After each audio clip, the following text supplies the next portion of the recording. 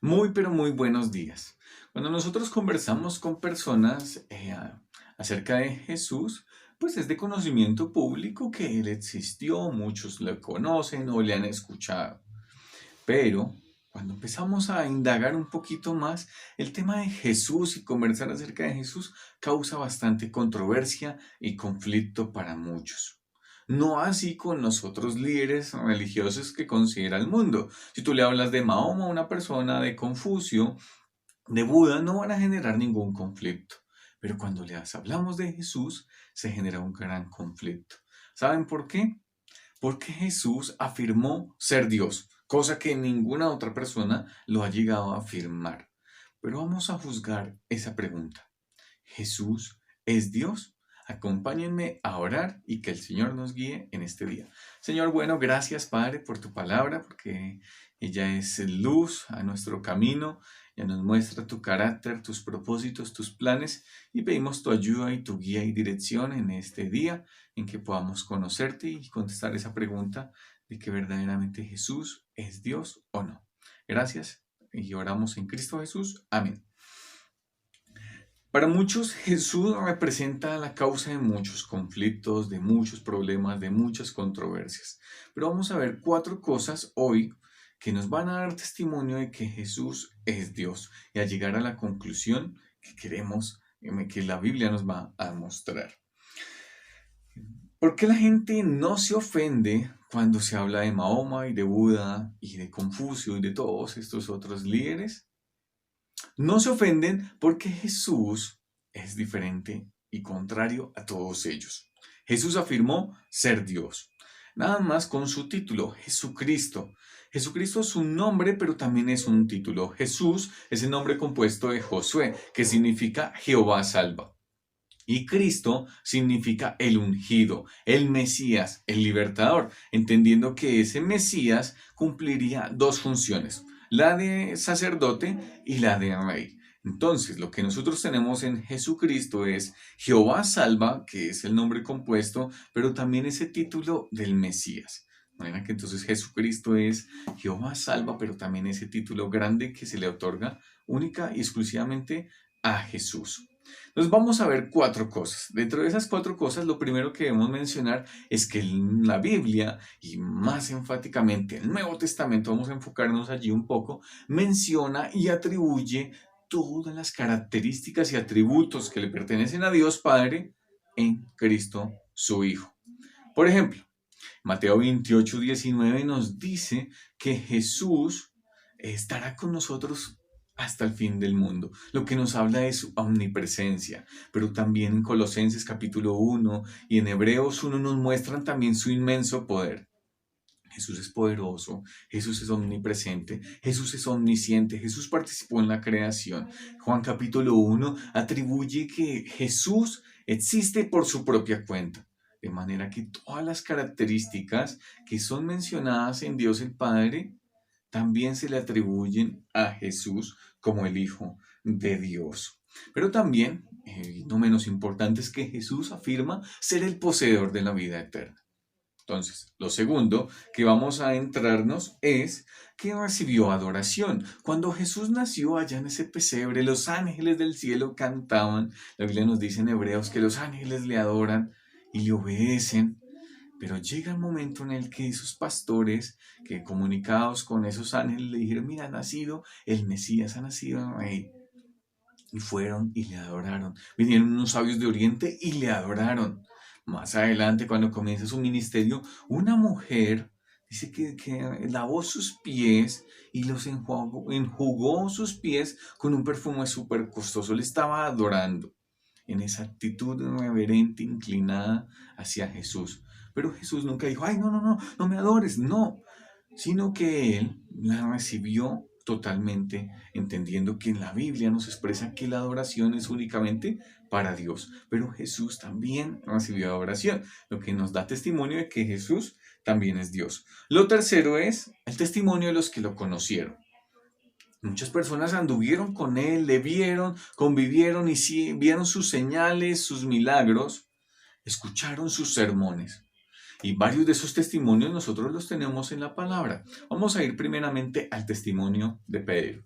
En Mateo capítulo 16. Mateo capítulo 16, versículos 15 al 17. Mateo capítulo 16, versículos 15 al 17. Él les dijo: ¿Y vosotros quién decís que soy yo? Respondiendo Simón Pedro dijo: Tú eres el Cristo, el Hijo del Dios viviente. Entonces le respondió Jesús: Bienaventurado eres Simón, hijo de Jonás, porque no te lo reveló carne ni sangre, sino mi Padre que está en los cielos. Jesús no le dijo que lo que él estaba diciendo que era una mentira su afirmación, sino Jesús le dijo: Wow, bien has dicho, Pedro. Le afirmó en eso que él estaba diciendo, pero también le dijo que el origen de esa revelación era de origen divino, que el Padre se lo había mostrado.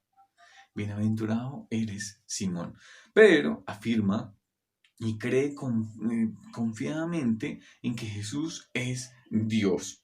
El otro testimonio que tenemos es el de Marta, la hermana de Lázaro y de María. Y cuando ya después de que su hermano ha muerto, Jesús viene allí después de 4 días de haber fallecido y llega y tiene una conversación con Marta, y Marta le dice: sí, yo creo que eres el Cristo, el Hijo de Dios.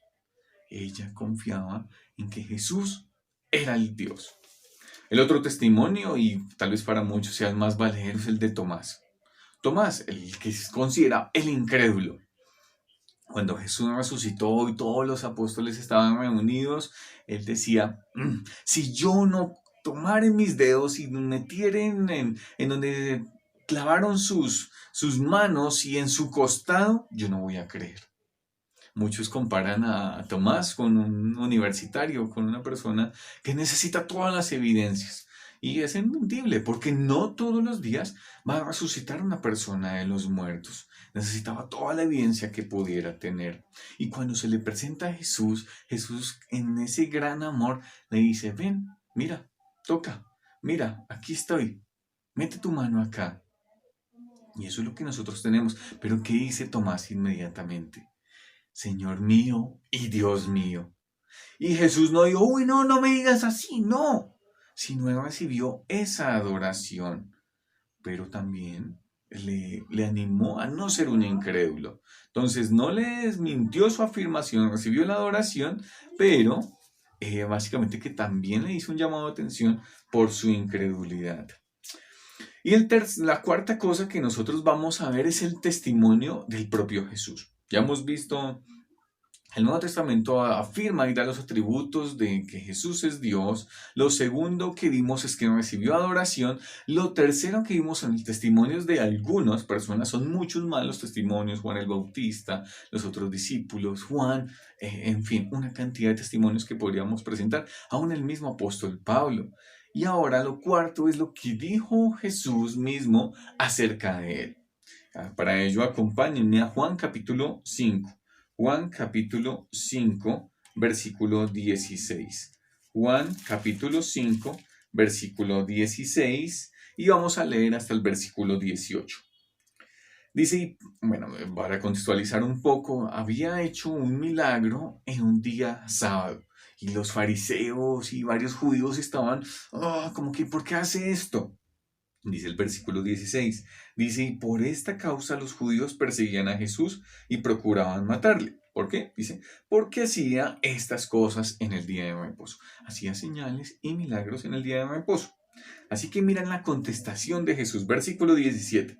Y Jesús le respondió: mi Padre hasta ahora trabaja y yo trabajo. Notemos las palabras: mi Padre. El énfasis aquí de Jesús en esta conversación con los fariseos no les está diciendo nuestro Padre está trabajando, sino dice mi Padre. Para los judíos que estaban en ese contexto, lo entendieron muy bien lo que estaba diciendo Jesús. Jesús estaba igualando al mismo nivel del Padre, considerándolo con ese pronombre, con ese posesivo propio, de mi Padre. Entonces, versículo 16 nos habla de eso. Mi Padre, pero también dice que está haciendo algo. Dice que hasta ahora trabaja. Y yo trabajo. La igualdad de la actividad divina Jesús mismo se la atribuyó aquí. Jesús, como el Hijo de Dios y el Padre, en una igualdad de trabajo. Esta es la comparación que Jesús estaba haciendo y dando su propio testimonio de que Él era Dios. ¿Será que los judíos lo entendieron? Miramos el versículo 18. Dice, por esto los judíos aún más procuraban matarle, porque no solo quebrantaba el día de reposo, sino que también decía que Dios era su propio Padre, haciéndose igual a Dios. Para nosotros el hecho de que yo diga, ay, mira, Dios es mi Padre, no representaba que yo me igualara a Dios, pero en el contexto judío y en lo que está pasando aquí, sí tenía semejanza. Y los judíos en ese propio contexto lo entendieron muy bien. Tanto así que a partir de este momento, según la palabra, empezaron a buscar el quiebre y a buscarle matar. Otro testimonio que nosotros tenemos, y son muchos los que podemos presentar, es en Juan capítulo 10, porque en Juan capítulo 10, versículo 30, Jesús no simplemente dice que es igual al Padre, sino que es una unidad con Él. Yo y el Padre uno somos. En otro milagro que hizo Jesús con un paralítico que era bajado del techo, Jesús le dijo, tus pecados te son perdonados. Y esa característica de perdonar pecados en la Biblia es presentada solamente de parte de Dios, de un origen divino, es el que puede perdonar pecados. Y Jesús con esa afirmación dice, yo soy Dios. Además, quizá José, cuando estaba ya tentado con la esposa de Potifar, dice, yo no pecaría contra Dios. De manera que todo pecado es contra el carácter santo de Dios, ofende a Dios. Cada pecado va en contra de Dios.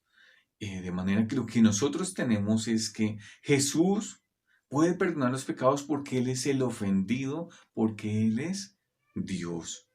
Y finalmente el último testimonio de Jesús mismo, afirmando que es Dios, lo tenemos ya cuando está apresado, está frente al Sanedrín, y todo este concilio de ancianos, de judíos, de renombre, con mucha experiencia, pero lo van a enjuiciar a consecuencia, a causa de sus palabras. Mira lo que dice Marcos capítulo 14, Marcos capítulo 14, versículo 60. Marcos capítulo 14, versículo 60, dice de la siguiente manera. Y vamos a leer hasta el versículo 64. Marcos 14, 60 al 64. Dice así, entonces el sumo sacerdote levantándose en medio preguntó a Jesús diciendo, ¿no respondes nada? ¿Qué testifican estos contra ti? Mas él callaba y nada respondía. El sumo sacerdote le volvió a preguntar y le dijo, ¿eres tú el Cristo, el Hijo del bendito? Y lo que tenemos aquí es este juicio por el cual están acusando a Jesús de blasfemia. Le han levantado unas personas que tenían un falso testimonio acerca de Jesús. Y este sumo sacerdote le empieza a preguntar e indagar. Y ya cuando le presiona y cuando Jesús está bajo juramento, miremos la respuesta de él en el versículo 62. Y Jesús le dijo, yo soy, y veréis el Hijo del Hombre sentado a la diestra del poder de Dios y viniendo en las nubes del cielo. Las tres afirmaciones que tenemos aquí son afirmaciones mesiánicas de que Él era el Cristo y de que Él era el Hijo de Dios, y ya lo vamos a ver. Versículo 63, entonces el sumo sacerdote, rasgando su vestidura, dijo, ¿qué más necesidad tenemos de testigos? Habéis oído la blasfemia, ¿qué os parece? Y todos ellos le condenaron, declarándole ser digno de muerte. Eso es lo que nosotros tenemos aquí en este juicio. Jesús mismo, estando bajo juramento, hace tres afirmaciones, diciendo que él afirmaba ser el Hijo del bendito, ser el Cristo, que iba a estar sentado a la diestra de Dios con todo poder y gloria, y que vendrían las nubes del cielo. Tres afirmaciones que dan testimonio de que Jesús mismo, con sus propios labios, dijo ser Dios. En este juicio, y también cada uno de ustedes podemos hacer dos cosas. Primeramente, decir, también está blasfemando y Jesús no es Dios. Y todas las cosas y las evidencias que presenté anteriormente, pues no tienen validez. Pero lo segundo es confiar en que sí verdaderamente Él es el Cristo, el Hijo del bendito, el Mesías, quien venía a pagar por nuestros pecados. Tenemos dos cosas. ¿Qué vas a hacer tú con Jesús? Las evidencias han sido mostradas. Jesús mismo ha afirmado ser Dios. Las personas que lo conocieron dijeron que Él era Dios. El Nuevo Testamento y todas las Escrituras afirman que Él es Dios. También recibió adoración. Su mismo título da testimonio de que Él es Dios. Sus hechos afirman que Él es Dios. ¿Qué vas a hacer tú con Cristo? ¿Lo vas a sentenciar en una cruz y decir es un blasfemo? ¿O puedes confiar en Él para el perdón de tus pecados? La Biblia dice que no hay otro medio por el cual podamos ser salvos sino a través de Jesucristo. Es el único mediador entre Dios y los hombres. Es el único que pagó nuestra deuda de pecado que nos separa de Dios. ¿Puedes confiar en Él? Y si ya has confiado en Cristo, puedes tener la plena certeza y la plena convicción de que Él es Dios, de poder hacer y frente y poder defender nuestra fe, sabiendo que Jesús verdaderamente afirmó y es Dios y que está sentado a la diestra de Dios Padre, pero en algún momento, así como lo dijo aquí en este juicio, vendrá a las nubes por su iglesia, por todos los que creen en Cristo. Esa es la esperanza que nosotros tenemos. Pero si tú no conoces a Jesús y no lo has reconocido como Dios, ese es el primer paso que necesitas dar, entender nuestra condición de pecado y confiar en Cristo como único y suficiente Salvador, porque solo Dios podría salvarnos y libertarnos del pecado, de la muerte y del sufrimiento. Que el Señor les bendiga y permítame terminar orando. Señor bueno, gracias por tu palabra, porque en ella encontramos palabras de vida eterna y sabiendo que Jesús, nuestro Salvador, el Hijo, el bendito, es Dios, podemos tener esa esperanza de que habrá vida y comunión contigo desde ya y la podemos disfrutar aún en la eternidad, oh Dios. Oramos en Cristo Jesús, dándote a ti la gloria por siempre. Amén. Amados hermanos, que el Señor les bendiga, un abrazo y hasta la próxima.